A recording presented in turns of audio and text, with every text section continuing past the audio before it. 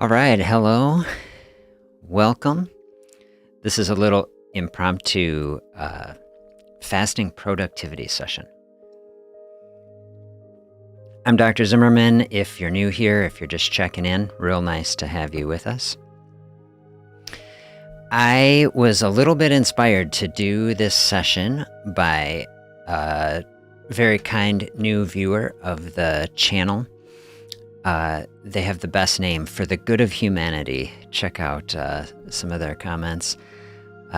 Just wanted to say hi to you. I hope you check out this video. Wanted to let you know your comments are very encouraging to me. So the first comment that they left on the channel was on this last productivity video I did somewhere early December.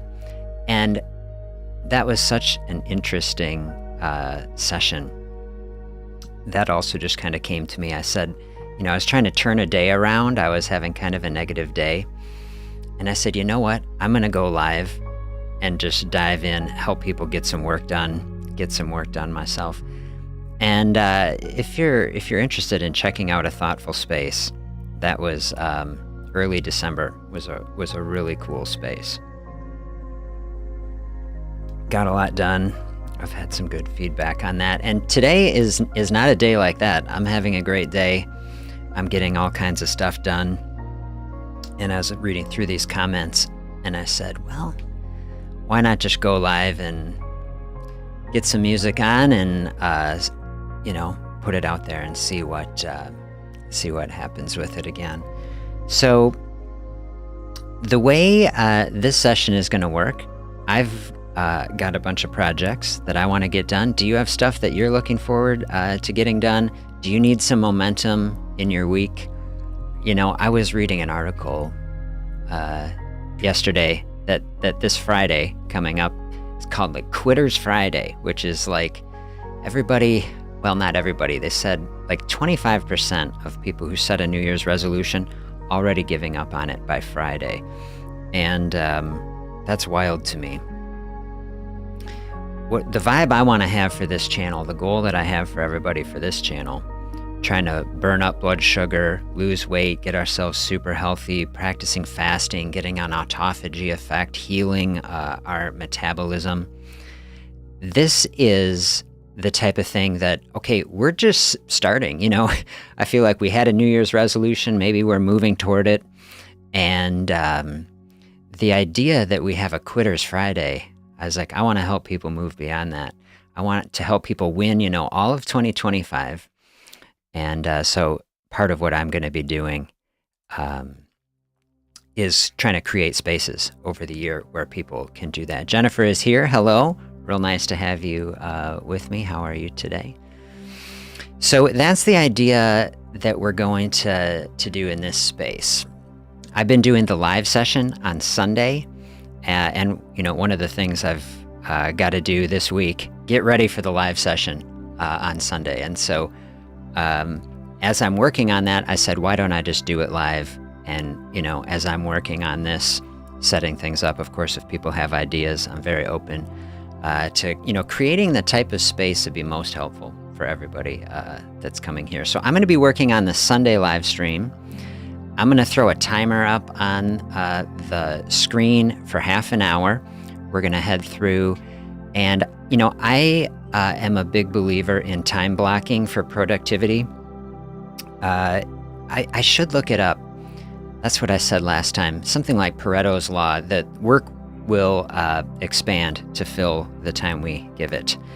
And it doesn't always work, but depending on the scope of what you're trying to do, make a list, and if there's something that you can get done, you say, I've got half an hour, sometimes we'll just, take 2 hours and it kills our whole morning. Can we really dial in and focus, accomplish tasks on our list? If it's the type of task, that you can do online, or if you're listening on your phone, bring it with you.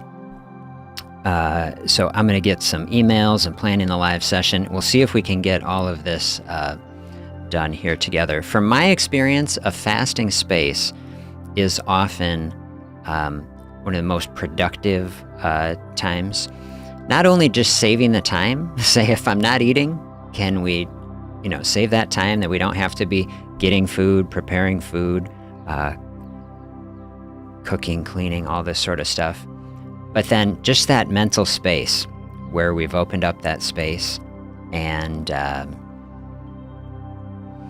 many people find their most productive time during the day is, in the morning before they're eating. And so I'll dial in with you here. I'm just grabbing a water today. A lot of times, I'll grab a coffee or a tea if I'm in a fasting space. Whatever is helpful for you. Jennifer says, doing well. Glad to hear it. Fasting now, drinking coffee. That's the way, and that's what makes it the easiest. I'm a big coffee aficionado. I don't know if that's the right word. I'm maybe not in a gourmet sense, but I just like drinking it, and it makes fasting a lot easier. And it just creates an enjoyable space for sure. Developing a skill of fasting, that's what I often try to help people do, is really just about finding contentment, And so if you can find contentment in a space where you say, oh, I'm not struggling, I'm not suffering, I'm finding openness and joy, and coffee helps people do that a lot. Like, I think about some of my, favorite things to do, just meet up with a friend at a coffee shop, have a coffee, enjoy a space. That's the sort of vibe that I'm going for. And if you can do that, maybe don't even call it fasting, and that's not a problem. Someone just says, oh, I just got up and had a coffee and hung out. You don't even really have to think about it. And that's why I think that fasting, is more of a lifestyle sort of thing if you're getting in a groove with it. And don't even, ideally, in the best case scenario, don't even really have to think about it too much. So those are some thoughts of the morning. I am going to leave this little notice up for people. I'll get the timer going. We'll dial in. I'll be in and out on, checking out the chat. Throw any questions in the chat. Typically, what I'm envisioning for a space like this, we'll all try to get our stuff done. And then if I'm reviewing the chat, I see stuff, maybe I'll pop in and out. But especially as we're counting down on the timer, then I'll check in, I'll answer questions, and we'll check in. So if you have certain projects that you're working on, sometimes I think it could be helpful. Throw on what you're working on in the chat. I'll be working on the Sunday show. And then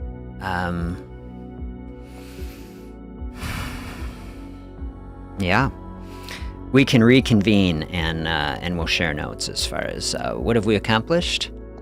And yeah.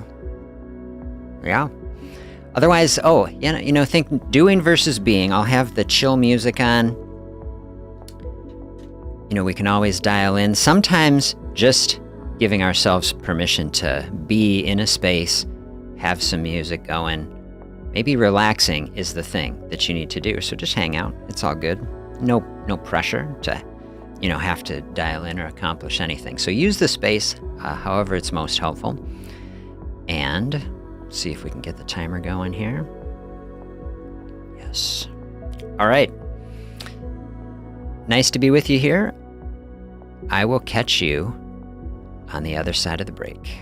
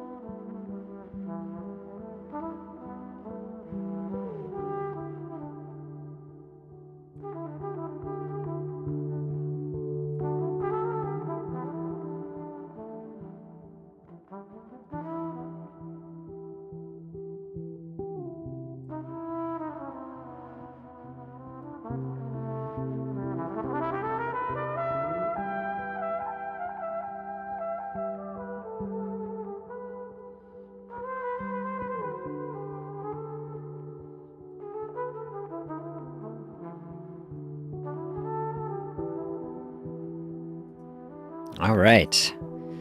There went a session or session 1. I don't know.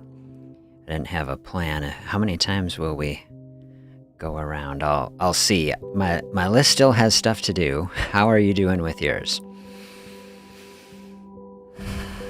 I got that was a good session though for me. Nice half hour. I put together a real nice, I think, itinerary for the Sunday show, and I'm really looking forward to that. I'll give you a little behind the scenes. I'm my thought currently, I call it don't be overwhelmed. That's going to be kind of the focus of the show. I've been talking to people through the week saying, people tell me they kind of had an overwhelming week. You know, we had holidays, kind of can be overwhelming, then we get through it and it's like a fresh start. And then,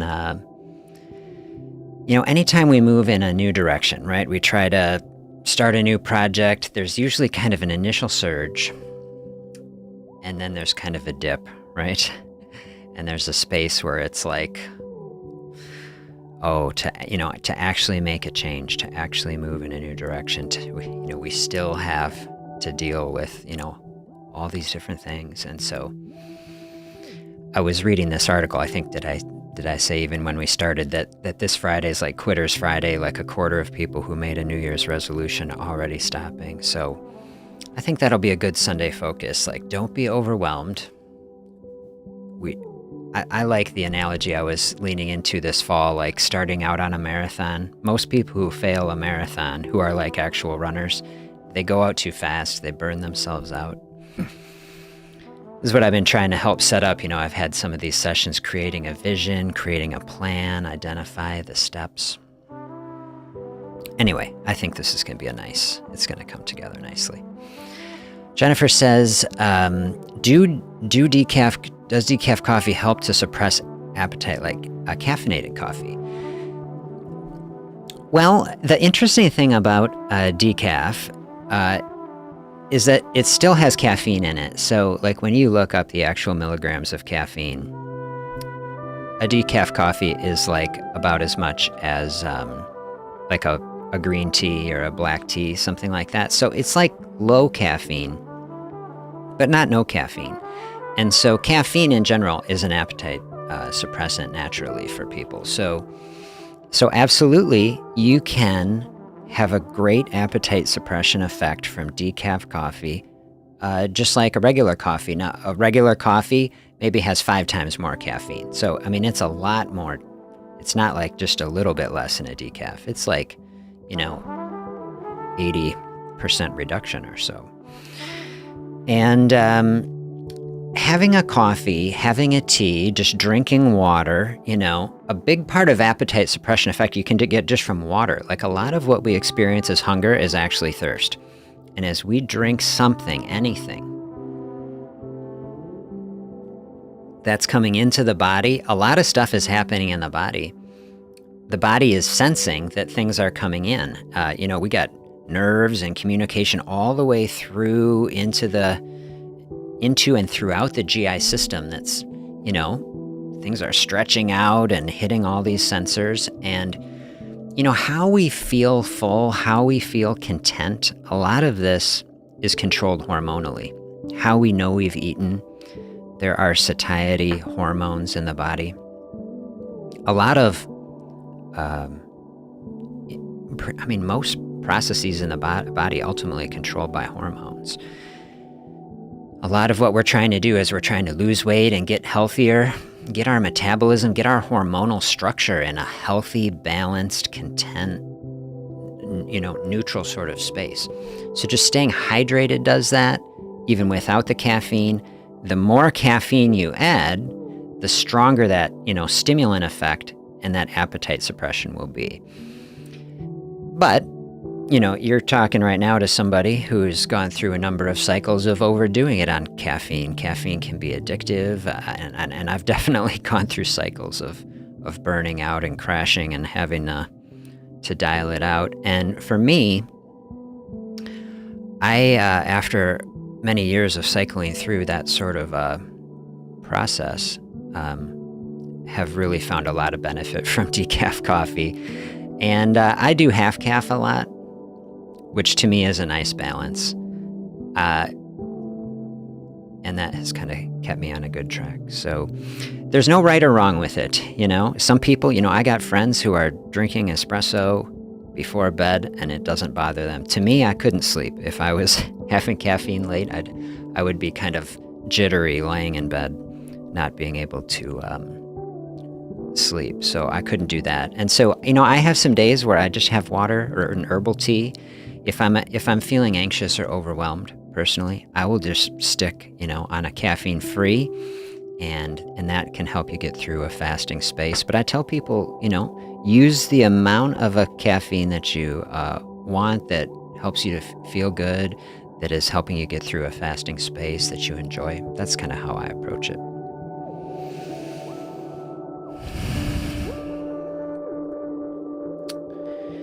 Pat is with us here. So nice to have you here. Thanks for checking in.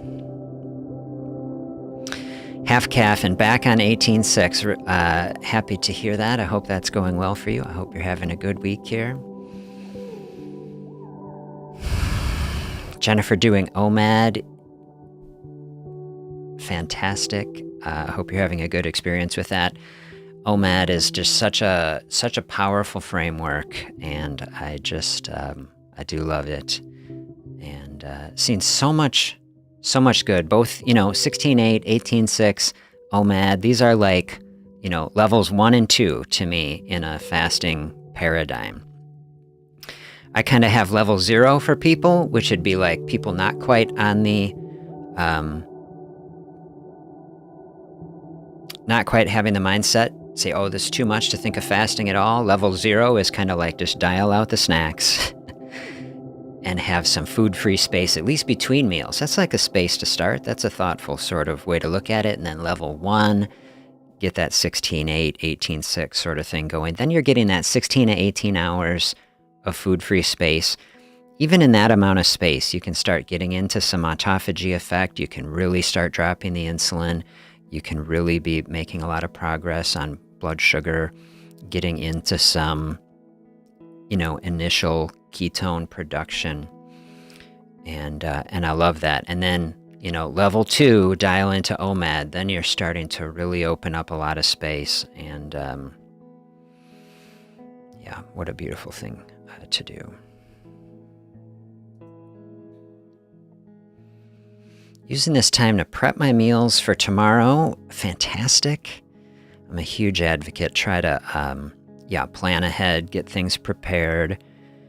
Extremely helpful so that you're not stuck in a moment where there's nothing and there's no plan, and then you're hungry, stressed, and then that is like harder to make our best choice in that sort of environment. I did a video over the summer on like create our perfect fasting environment, you know, create a space for success.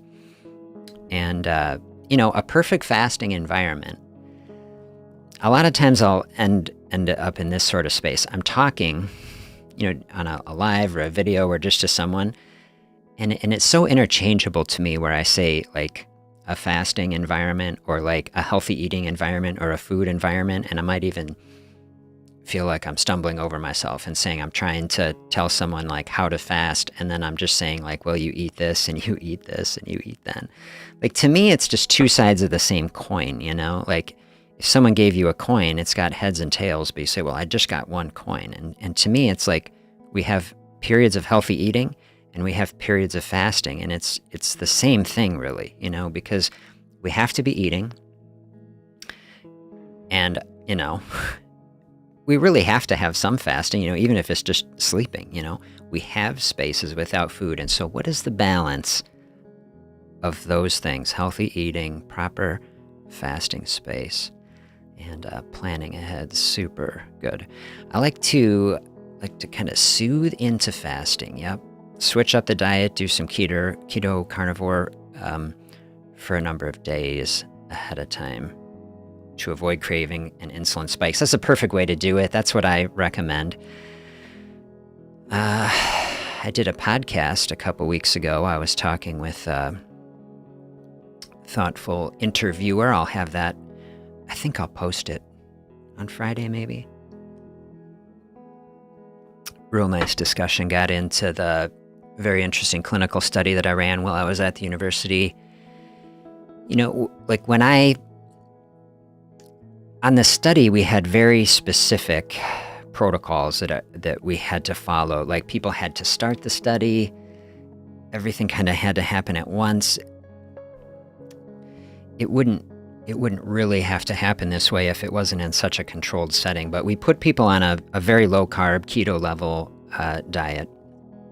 These were insulin using type 2 diabetic patients. Our study was a safety protocol to show that you could safely use fasting to transition someone off insulin if you combine it with a thoughtful insulin titration protocol and monitoring process. So it was very intense. We started people on ultra low carb, keto level low carb process and fasting at the same time. Very intense.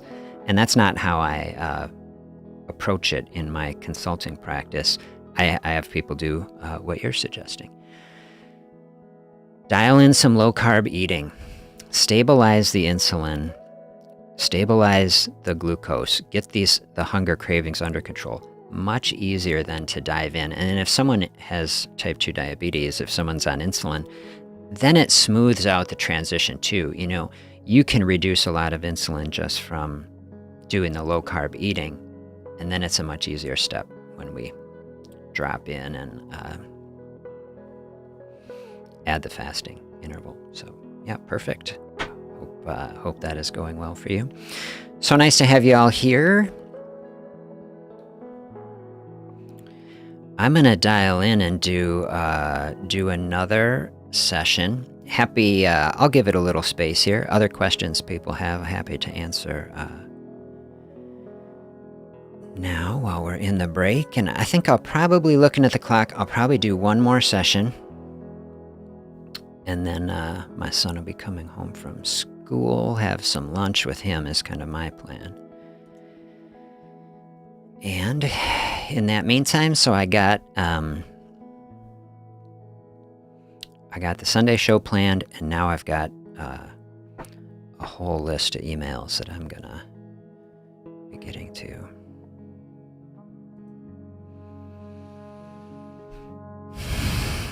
Yeah, eating high carbs and then going into fasting, difficult for me.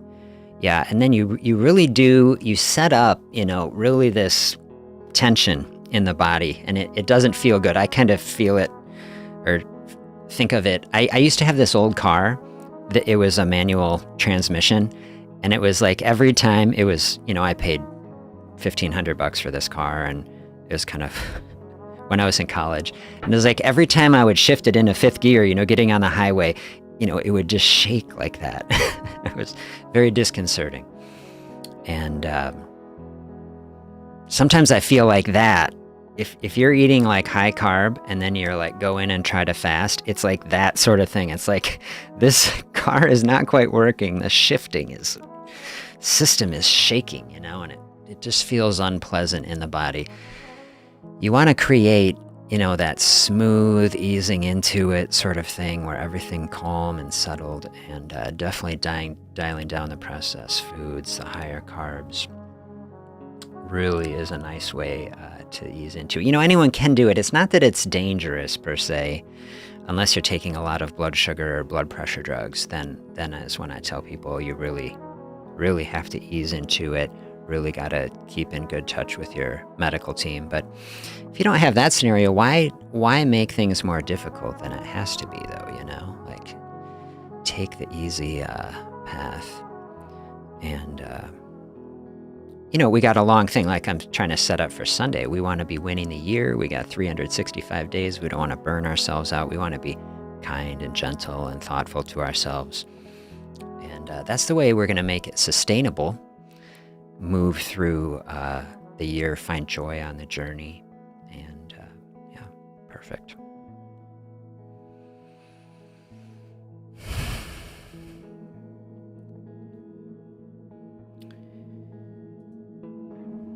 Seems a little odd to just leave an empty room, but here, in the first session here, I burned through my water. I think I'm going to hit our timer for another session. probably disappear for a minute and go reload on the water. Everybody can reload on the coffee or whatever you're drinking. Think about what are we going to dial in and accomplish in our next little half hour together. And yeah, let's do it.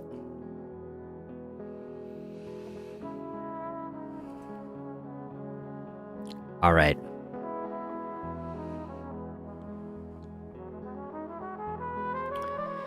Good luck. Have you great success in getting some things done over the half hour. Hope you enjoy the music, and I will catch you at the break.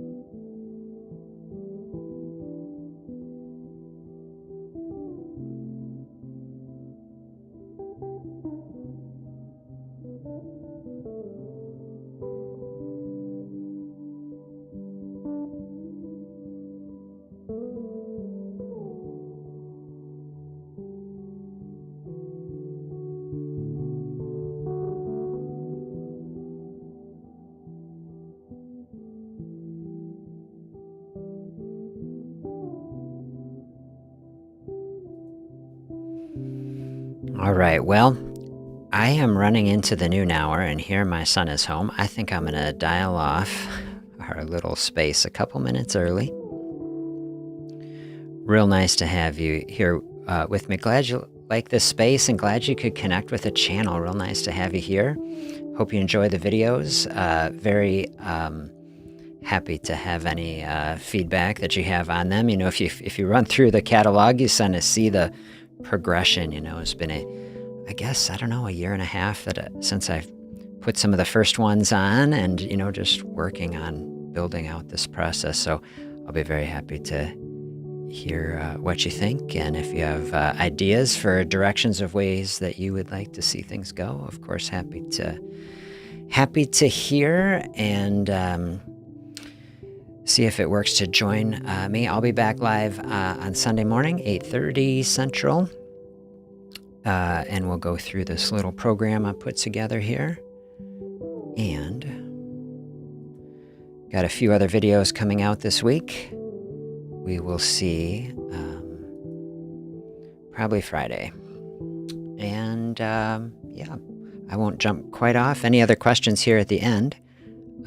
Happy to do it. Always realizing there's a lag on my thing. If you watch through some of the development of the live, I was using a different program when I started, and the quality was very low. The video and audio quality very low, and I couldn't put the beautiful music on. But there was no lag, so it was very easy to chat in real time. Here we've got the audio and video quality much better, but it's like 20-30 seconds from when I see when you type something in till I actually see it. So a lot of times I'll be signing off and somebody pops something on, and then it comes up after I already shut it off. You have a great day as well. So nice to have you here. Wish you all the best, and we'll catch you back on the channel soon. Oh, here we go. Yeah, so this is how it always goes. I caught it this time. Have you used fasting for weight loss? I personally have used fasting for weight loss, and then it helped me lose all the weight I wanted. And I don't really fast for weight loss now. I'm like at a good lean weight. And, you know, briefly, my personal experience, I was not overweight at the start of my residency program. I went into my medical training. It was an overwhelming experience, you know, and I'd be at the hospital, never sleeping. It's the middle of the night. Someone died. You know, there's terrible situations are happening, and, you know, the ambulance bringing somebody in, and you're getting ready. I just remember, like, you know, I'd just sit there and I'd binge eat ice cream, and I put on 35 pounds or so. And I had a hard time getting that off. You know, I'm a runner, but even running, I was like, you know, it was so frustrating to be in that sort of space. Whereas, like, I've gone into giant amounts of debt, you know, incurring this medical education.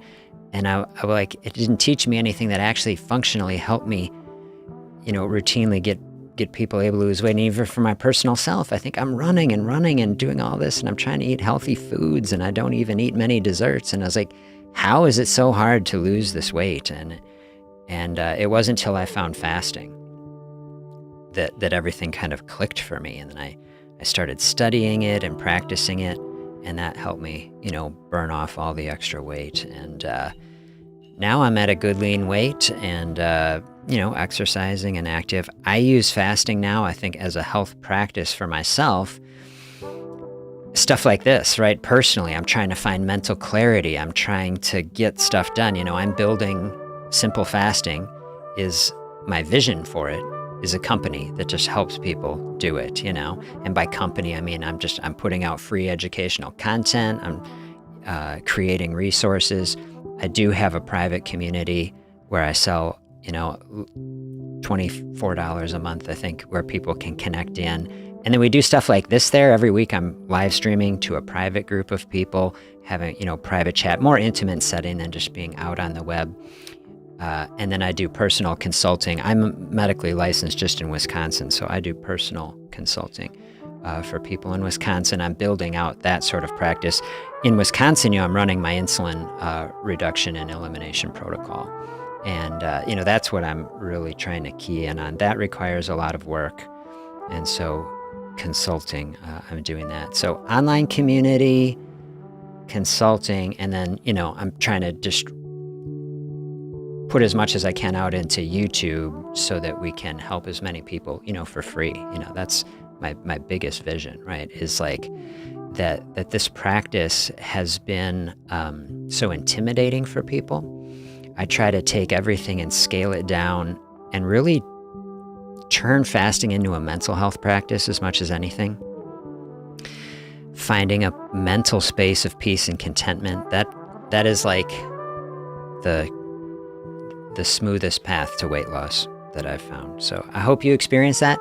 Any questions that you have along the way, certainly throw them in comments and videos, connect in a live session, but real glad we could connect here today. And I will answer any further questions about my experience. If you go to simplefasting.com, you look through the articles. I wrote an article on there, My Experience Fasting. You can read through my whole experience. I kind of journaled it there. That's in the article section, but we'll keep in touch. I'll answer any questions along the way about my experience and connect with you soon.